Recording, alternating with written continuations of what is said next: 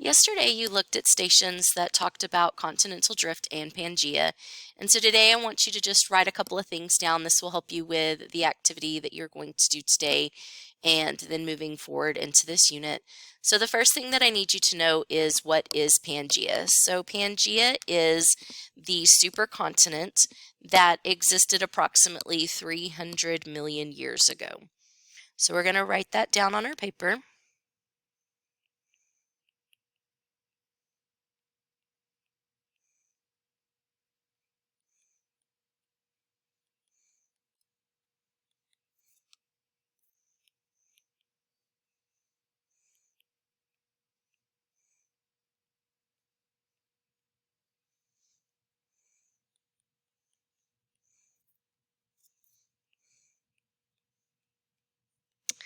And so a supercontinent is just where we have one big continent.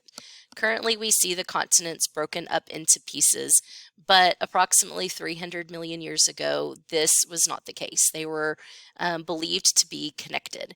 And so over time, researchers and scientists have done research and have found pieces of evidence that they believe supports their theory of Pangea, and then ultimately continental drift, which is where the continents separated slowly, very slowly over time. So the pieces of evidence that they believe support this theory are going to be that the continents fit together like puzzle pieces.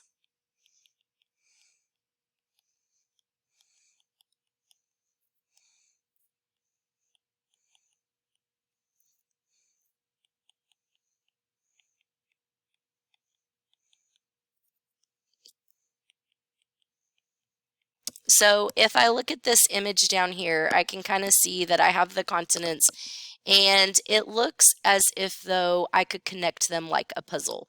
Now, of course, because of weathering and erosion, it's not a perfect fit, but they do have quite a bit of similarities that scientists do believe that at one point in time they were connected. Another piece of evidence that they believe supports this theory is animal and plant fossils found across the continents.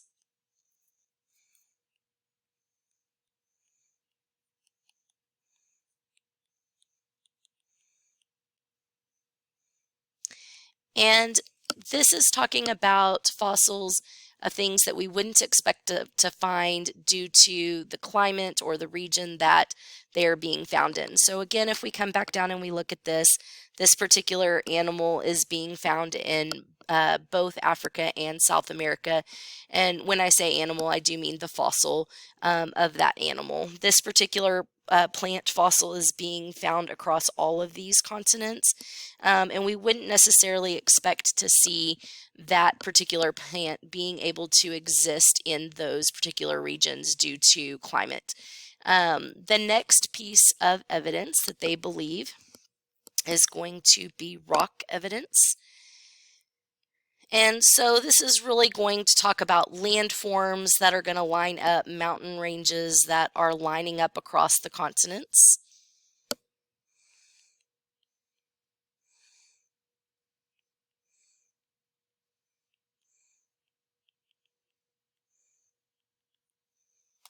And then the last piece of evidence is going to be glacier evidence. Now this one is kind of tricky, so I want you to listen very carefully to what I mean by glacier evidence.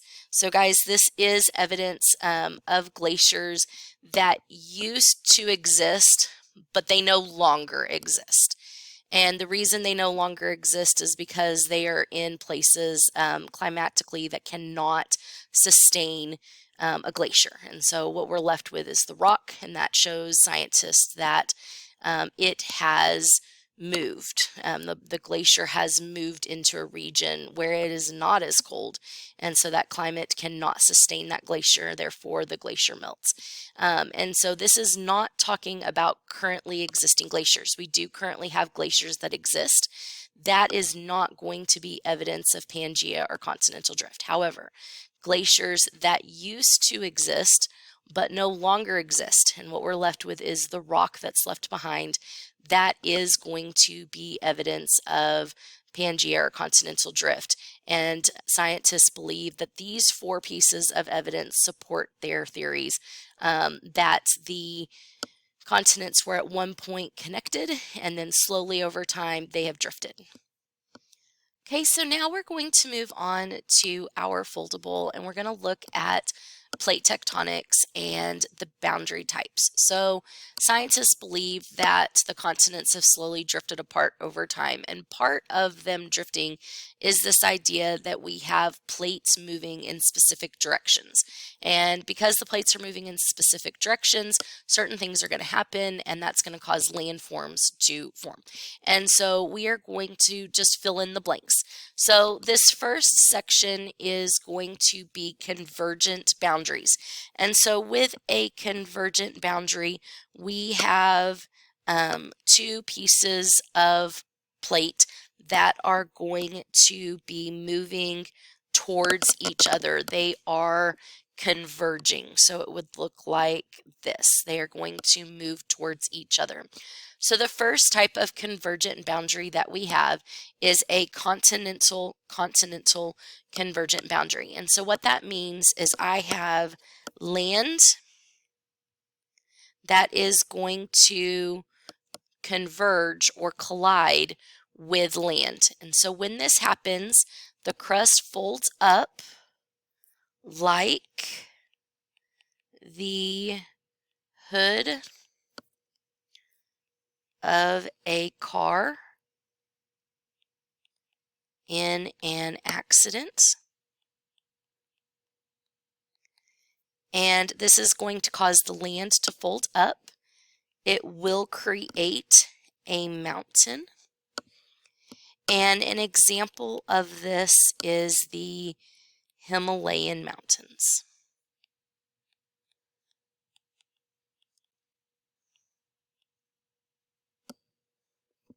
Okay, if you need to pause the video to write any of that down, please feel free to hit pause, get that copy down on your foldable, and then hit play to continue. All right, so the second type of convergent boundary, so again, remember that I have 2 pieces of crust that are moving towards each other. So in this particular one, I have land and I have water or ocean. And remember, we're talking about the crust that is present.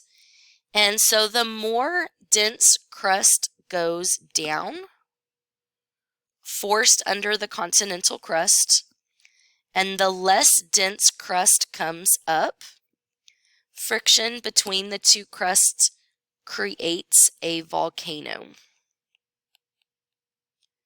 And an example of this is going to be the west coast of South America. One thing that we need to know about a continental oceanic convergent boundary is this idea of subduction. So I'm going to write that down over here.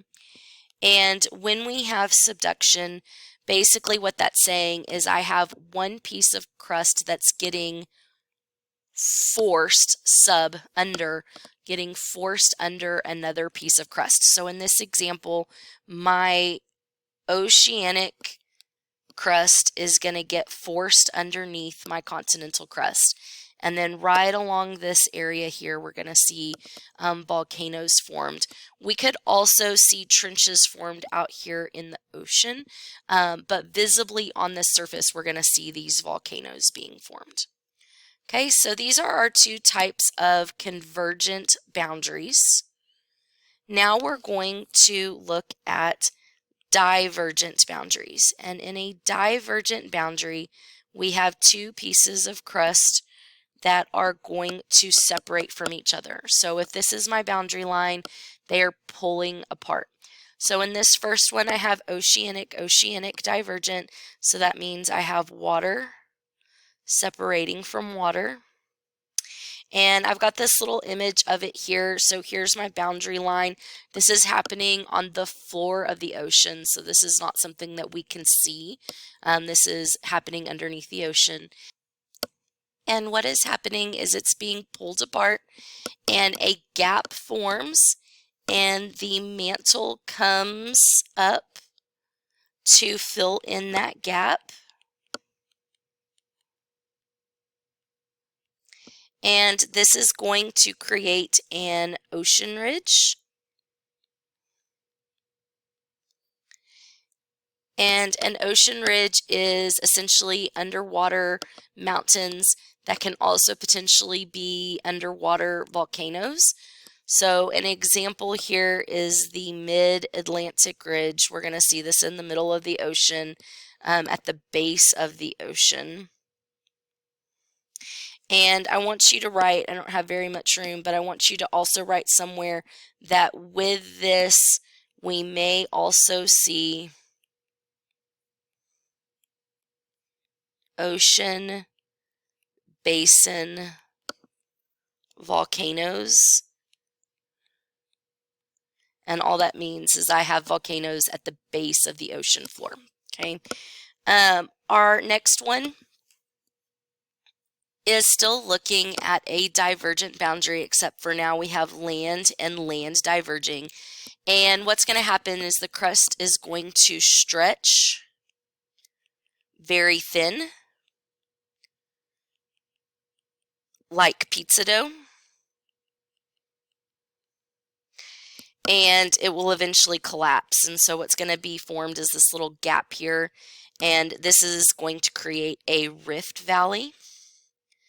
And the example is the Great Valley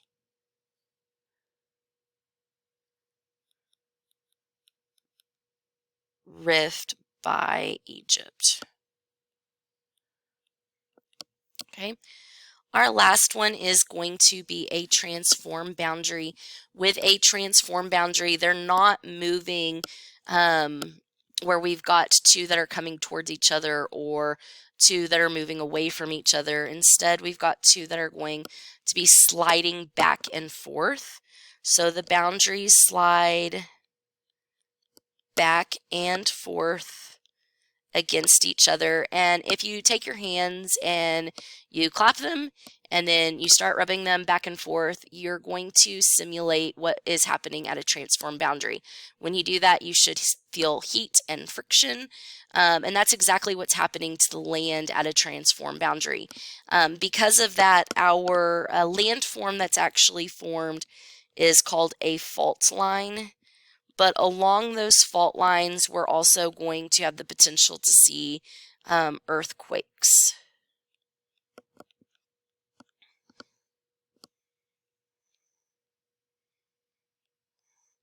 And it's important to note that earthquakes can occur at any boundary type, but they are more frequent at a transform boundary.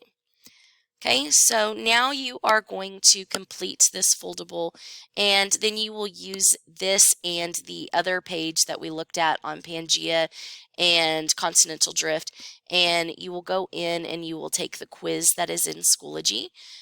If you did not submit your stations in the PowerPoint in Schoology from yesterday, you'll also want to make sure that you do that. Both yesterday's stations and today's quiz are going to be grades in the gradebook. If you have any questions, please send me a message.